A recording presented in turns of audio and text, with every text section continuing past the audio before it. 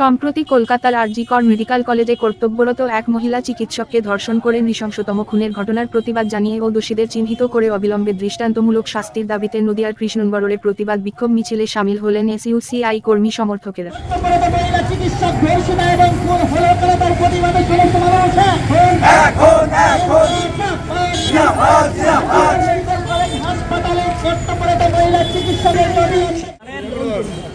গতকাল কলকাতার RG Kar medical college হাসপাতালে একজন কর্তব্যরত মহিলা ডাক্তার যেভাবে নৃশংসভাবে ধর্ষিতা এবং খুন হয়েছে, তাতে আজকে সারা পশ্চিম বাংলার মানুষ, বিশেষ করে যাদের ঘরে মেয়েরা আছে, বাইরে বেরোতে হয়, চাকরি ক্ষেত্রে যেতে হয়, নার্সরা, তারা আজকে আতঙ্কিত।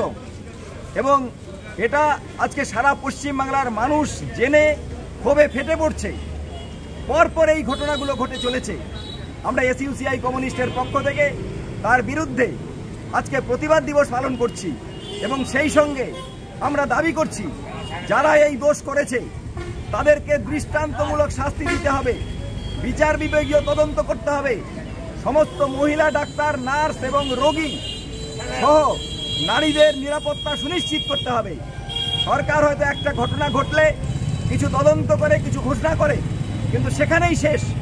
আমরা জানি যে সেই সরকারের প্রশ্রয়ে সর্বত্র যেভাবে পর্নোগ্রাফিক সাইট, সমাজ মাধ্যমে, পত্রপত্রিকায় যেভাবে পর্নোগ্রাফির ছড়াছড়ি চলছে, যেভাবে সরকার নানান রকম মাদক দ্রব্য ছড়িয়ে দিচ্ছে, তার থেকে ট্যাক্স তুলবে বলে ব্যাপকভাবে মদের লাইসেন্স দিচ্ছে এবং আমাদের দেশের সিলেবাসে মনীষীদের জীবন বাদ দিয়ে দিচ্ছে, যেখানে ছাত্রছাত্রীরা শিক্ষা পেত, মানুষ হওয়ার পথ খুঁজে পেত, সেগুলো বাদ দিয়ে দিচ্ছে।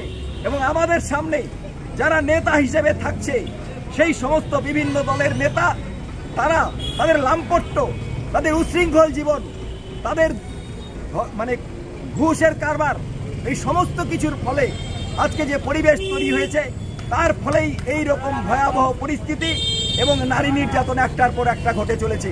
আমরা এর আগে নির্ভয়া কাণ্ড দেখেছি, আমরা কামদুনির কাণ্ড দেখেছি, আমরা আজকে আরজিকরের কাণ্ড দেখলাম। আজকে কোনো মা বাবা তারা সুনিশ্চিত নয় মেয়ে ঘরে ফিরবে কিনা। ফলে সরকার যদি সত্যি এগুলো বন্ধ করতে চায়, তাহলে আমরা যে দাবিগুলো তুলছি, সেই পর্নোগ্রাফিক সাইট বন্ধ করতে হবে, পত্রপত্রিকা বন্ধ করতে হবে, মাদক দ্রব্যের প্রসার বন্ধ করতে হবে, মনীষীদের জীবন চর্চার সুযোগ দিতে হবে এবং সুস্থ সাংস্কৃতিক পরিবেশ গড়ে তুলতে হবে।